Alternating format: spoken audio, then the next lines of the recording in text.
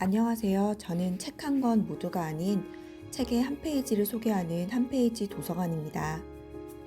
곧 크리스마스인데요. 오늘은 크리스마스 시즌에 어울리는 책 한 권을 소개해 드리려 합니다. 구독과 좋아요 부탁드리며 바로 시작하겠습니다. 1달러 87센트. 그게 다였다. 그 중에서도 60센트는 1센트짜리 동전이었다. 동전들은 식료품점과 채소가게, 정육점에서 가게 주인들을 우격다짐으로 밀어붙여 매번 한두 푼씩 아껴 모은 것이었다. 그럴 때마다 그토록 빡빡하게 흥정하는 인색함을 말없이 비난하는 눈초리에 그녀의 두 뺨이 벌게지곤 했다. 델라는 3번이나 세어봤다. 1달러 87센트. 그리고 내일은 크리스마스였다. 낡고 작은 소파에 털썩 주저앉아 할 수 있는 일이라고는 엉엉 우는 것밖에 없었다. 그래서 델라는 그렇게 했다. 이런 모습을 보면 결국 인생이란 흐느낌과 훌쩍임, 미소로 이루어졌고 그 중에서도 훌쩍일 때가 가장 많다는 교훈적인 생각을 문득 떠올리게 된다. 이 집 안주인이 첫 번째 단계에서 두 번째 단계로 점차 진정돼 가는 동안 집안을 한번 둘러보겠다. 주당 집세 8달러를 내는 가구 딸린 아파트. 어이가 없어 말문이 막힐 지경은 아닐지라도 불황자 단속반 초소에 걸려있는 경계 문구가 붙어 있대도 이상하지 않을 만큼 허름하기 짝이 없었다. 아래층 현관에는 편지 한 통 배달된 적 없는 우편함과 어떤 손가락이 눌러도 절대 울리지 않는 전기 초인종이 달려 있었다. 그리고 그 위에는 제임스 딜링햄 영씨라는 이름이 적힌 문패가 달려 있었다. 문패의 주인이 주급 30달러를 받고 한창 성공가도를 갈리던 예전에는 딜링햄이라는 글씨가 산들바람에도 신나게 휘날렸다. 하지만 수입이 20달러로 줄어든 지금 딜링햄이라는 글씨는 흐릿해져서 마치 스스로 얌전하고 겸손하게 D자 하나로 줄어들고 싶기라도 한 것 같았다. 그러나 제임스 딜링햄 영씨가 집에 돌아와 위층 자기 아파트에 도착할 때면 여러분에게 이미 소개한 델라, 그러니까 제임스 딜링햄 영 부인은 그를 짐이라 부르며 힘껏 끌어안아 주었다. 이것은 더할 나위 없이 흐뭇한 장면이다. 델라는 웃음을 멈추고 분첩으로 얼굴을 매만졌다. 그녀는 창가에 서서 잿빛 뒷마당에 잿빛 울타리 위를 걸어가는 잿빛 고양이를 멍하니 내려다보았다. 내일이 크리스마스인데 짐에게 선물을 사줄 돈이 고작 1달러 87센트밖에 없었다. 여러 달 동안 그녀가 최선을 다해 한 푼이라도 아껴 모은 결과가 고작 이것이었다. 주급 20달러로 그 이상은 무리였다. 매번 그녀가 세운 예산보다 지출이 컸다. 지출이라는 게 그런 법이다. 짐에게 선물을 사줄 돈이 고작 1달러 87센트라니. 그녀의 짐에게. 그녀는 그를 위해 뭔가 좋은 것을 사줄 계획을 짜면서 많은 시간을 행복하게 보냈다. 멋지고 흔치 않으면서 순도가 높은 어떤 것. 짐의 소유물이 되는 영예를 누릴 자격에 조금이라도 더 근접한 어떤 것이라야 했다. 이 방의 창문과 창문 사이에 길쭉한 전신 거울이 하나 걸려 있었다. 어쩌면 여러분도 주당 8달러짜리 아파트에서 이런 거울을 본 적이 있을 것이다. 몸이 무척 가늘고 민첩한 사람이라면 길쭉한 조각에 빠르게 연달아 비치는 자기 모습을 관찰해 전체적인 외모를 상당히 정확하게 파악할 수 있을지도 모른다. 델라는 무척 날씬해서 그런 기교에는 통달했다. 벼랑간 그녀가 창가에서 휙 돌아서더니 거울 앞에 섰다. 그녀의 눈이 영롱하게 빛났지만 얼굴은 20초도 지나지 않아 핏기를 잃었다. 그녀가 재빨리 머리를 풀어헤쳐 길게 늘어뜨렸다. 제임스 딜링햄 영 부부에게는 자랑스러운 것이 두 가지 있었다. 하나는 할아버지로부터 아버지를 거쳐 짐이 물려받은 금시계였고, 다른 하나는 델라의 머리카락이었다. 만약 시바의 여왕이 통풍로를 사이에 두고 건너편 아파트에 살았다 해도 언젠가 델라가 머리카락 창밖으로 늘어뜨리고 말리는 모습을 보이면 여왕 폐하는 자신이 가진 갖가지 보석과 선물이 보잘것없다고 느끼게 돼버렸을 것이다. 솔로몬 왕이 그 건물의 관리인이고 자기 보물을 모두 건물 지하에 쌓아두고 있었다고 해도 짐이 그 옆을 지날 때마다 자기 시계를 꺼내들면 왕이 질투심에 수염을 잡아뜯는 꼴을 보게 되었을 것이다. 이제 델라의 아름다운 머리가 길게 흘러내려 갈색 폭포처럼 찰랑찰랑 물결치며 반짝거렸다. 머리가 무릎 아래까지 닿아서 긴 윗옷이라도 입은 듯 보였다. 그녀가 다시 한번 초조한 듯 재빠르게 다시 머리를 감아 올렸다. 그녀는 한 차례 잠시 비틀거린 다음 가만히 서 있다가 다해진 붉은 카펫 위로 눈물을 두어 방울 뚝뚝 떨어뜨렸다. 곧이어 그녀는 낡은 갈색 재킷을 걸치고 낡은 갈색 모자를 썼다. 그러고 나서 치맛자락을 펄럭이며 빙글 돌아서더니 두 눈에 여전히 반짝이는 눈물방울을 매단 채 눈 밖으로 날듯이 뛰쳐나가 계단을 지나 거리로 나섰다. 그녀가 멈춰 선 곳에는 다음과 같이 적힌 간판이 있었다. 마담 소프로니, 헤어 제품 일체. 델라는 한층 달려 올라가서 숨을 헐떡이며 마음을 가다듬었다. 큰 덩치에 지나치게 하얗고 냉정해 보이는 마담은 소프론이라는 이름에 어울리지 않는 듯 보였다. 제 머리카락을 사시겠어요? 델라가 물었다. 머리카락을 사는 게 제 일인걸요. 마담이 말했다. 모자를 벗으세요. 머리 모양을 한번 봅시다. 갈색 폭포가 잔물결을 일으키며 쏟아져 내렸다. $20 드릴게요. 마담이 능숙한 손길로 머리채를 들어 올리며 말했다. 빨리 주세요. 델라가 말했다. 그 뒤 2시간은 장밋빛 날개를 타고 훌쩍 지나가 버렸다. 이런 엉망진창인 비유 따위는 잊어버리라. 그녀는 짐의 선물을 찾아 가게마다 샅샅이 뒤지고 다녔다. 그녀가 마침내 그것을 찾아냈다. 그것은 분명 다른 누구도 아닌 짐을 위한 물건이었다. 그녀가 가게마다 다 헤집고 다녔지만 다른 어떤 가게에도 그런 물건은 없었다. 그것은 단순하고 품위 있는 디자인의 백금 시계줄이었다. 겉만 번지르르한 부속 장식을 동원하지 않고 재료 자체만으로 물건의 가치를 제대로 보여주었다. 품질 좋은 물건은 늘 그런 법이다. 심지어 그 시계에 진정 걸맞은 물건이었다. 그녀는 보자마자 그 시계줄의 주인은 바로 짐이라는 사실을 알아차렸다. 그것은 짐과 비슷했다. 평온함과 고귀함, 이 두 가지 특성이야말로 둘 모두에게 딱 어울리는 표현이었다. 그녀는 $21를 지불한 다음 남은 87센트를 가지고 집으로 걸음을 재촉했다. 시계에 그 줄을 달면 짐은 누구와 함께 있든 당당하게 시간을 확인할 수 있을 것이다. 시계가 그렇게 근사한데도 시계줄 대신 달아나온 낡은 가죽끈 때문에 그는 종종 남몰래 시계를 꺼내보곤 했다. 델라가 집에 도착하자 극도의 흥분이 사그라들며 신중함과 분별력이 제자리를 찾았다. 그녀는 고데기를 꺼내고 가스불을 켠 후 사랑에 관대한 마음씨가 더해지면서 발생한 파괴의 현장을 복구하는 작업을 시작했다. 이런 작업은 언제나 엄청난 고역이다.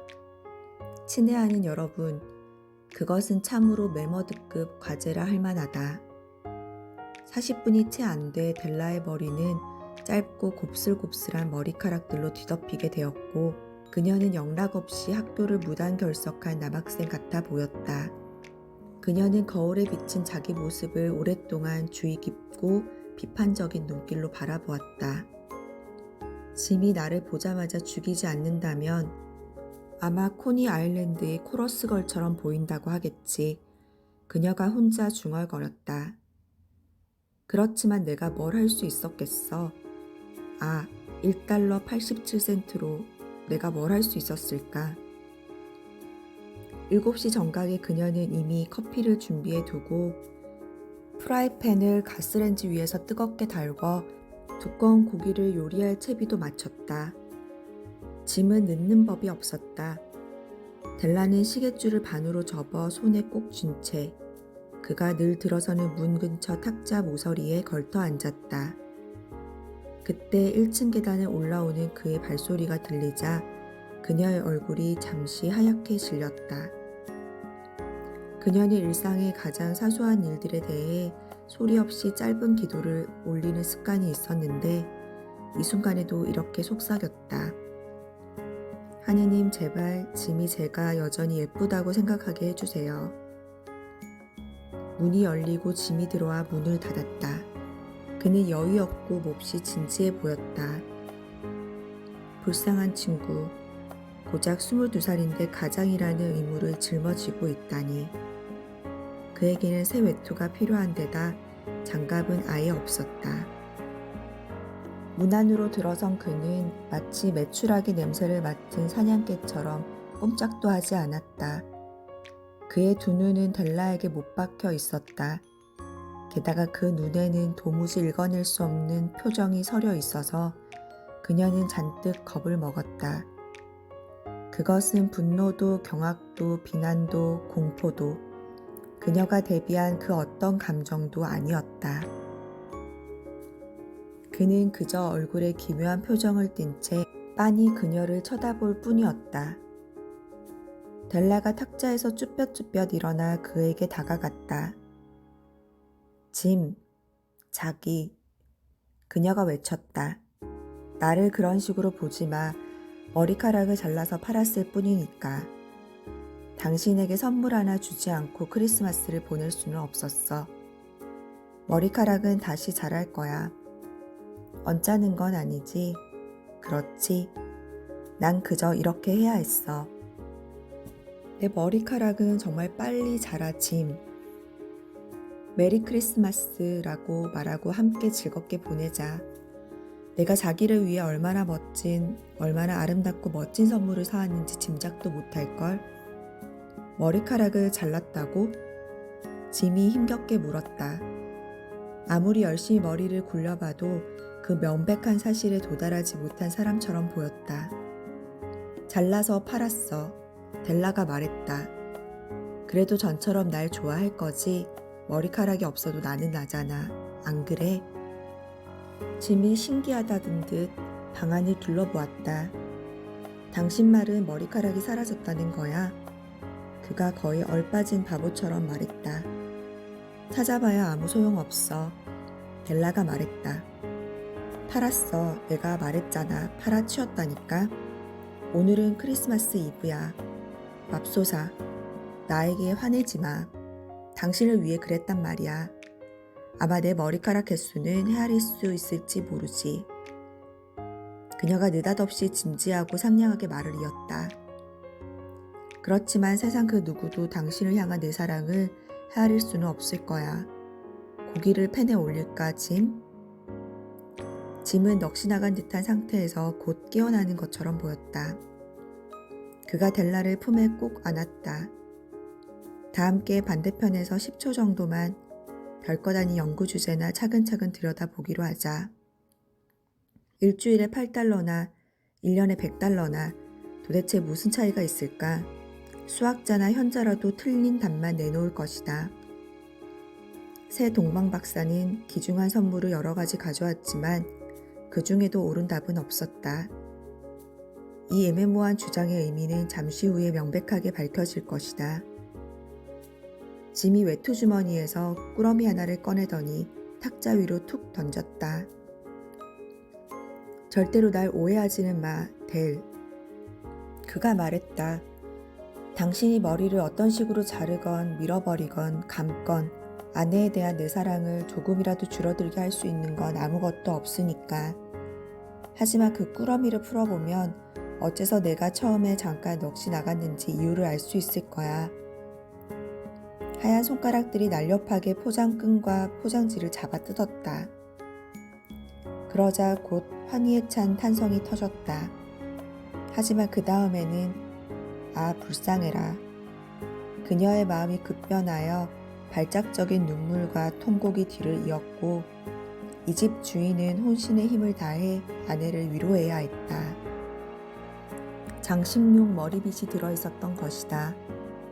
그것은 델라가 브로드웨이 어느 가게 진열장 너머로 본 뒤 오랫동안 흠모에 맞지 않던 옆머리와 뒷머리 장식용 머리빗 세트였다. 진짜 거부품 딱지로 만들어 가장자리에 보석을 박아 넣은 이 아름다운 머리빗은 이제는 사라져버린 그녀의 아름다운 머리칼에 꽂으면 색깔마저 딱 어울릴 물건이었다. 그녀는 그것이 얼마나 비싼지 알았기 때문에 가질 수 있으리라는 일말의 희망조차 품지 못한 채 그저 마음속으로만 간절히 바라고 동경했다.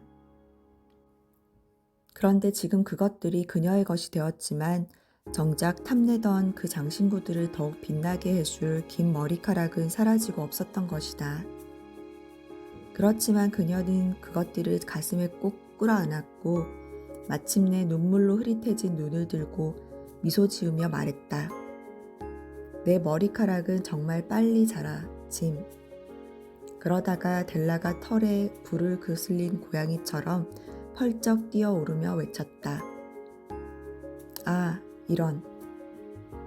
짐은 아직 그를 위한 아름다운 선물을 보지 못했다. 그녀가 손바닥을 펼쳐들고 기대에 차서 그에게 내밀었다. 무광 처리된 흐릿한 기금속이 그녀의 밝고 열렬한 마음의 빛을 반사하며 반짝이는 듯 보였다. 굉장하지 않아, 짐? 이걸 찾으려고 온 시내를 다 뒤졌어. 이제부터 자기는 하루에 100번쯤은 시계를 보게 될걸? 시계 좀 이리 줘봐. 자기 시계에 달면 얼마나 잘 어울릴지 보고 싶어. 짐은 그 말에 따르는 대신 소파에 주저앉아 두 손을 뒷머리에 받친 채 싱긋 웃었다. 델, 그가 말했다. 우리 크리스마스 선물들은 한동안 다른 곳에 넣어두자. 그것들은 지금 당장 사용하기에는 너무 멋진 것 같아. 당신 머리빗을 살 돈을 마련하려고 시계를 팔았거든. 자, 이제 고기를 올리면 어떨까 싶은데. 새 동방박사는 여러분도 알다시피 현명한 사람들이었다. 경이로울 만큼 현명한 사람들이어서 말 구유에 누운 아기 예수께 선물을 가져갔다. 그들이 크리스마스에 선물을 주는 풍습을 만들어냈다. 그들은 현명한 사람들이었으니 그들의 선물 또한 의심의 여지 없이 현명한 것이었다. 어쩌면 선물이 겹칠 경우에는 교환할 수 있는 특권까지 포함되었을지 모른다. 어쨌든 지금까지 나는 여러분들에게 변변찮은 솜씨로 싸구려 아파트에 사는 바보 같은 어린 부부가 집안에서 가장 귀중한 보물들을 서로를 위해 가장 현명하지 못하게 희생해버린 특별할 것도 없는 이야기를 시시콜콜 들려주었다.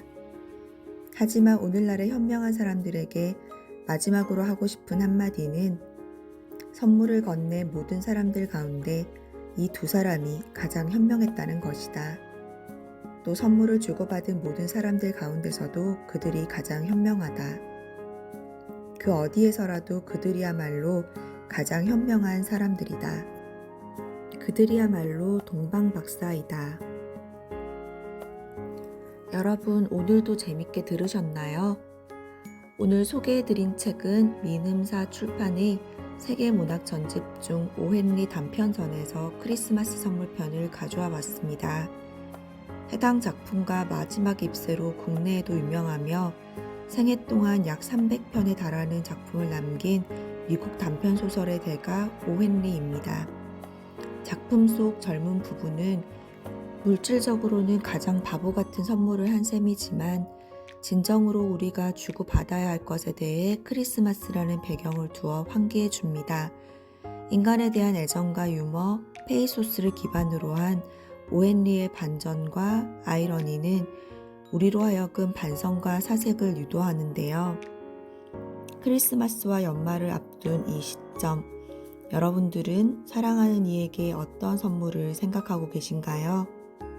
지금까지 한 페이지 도서관이었습니다. 감사합니다.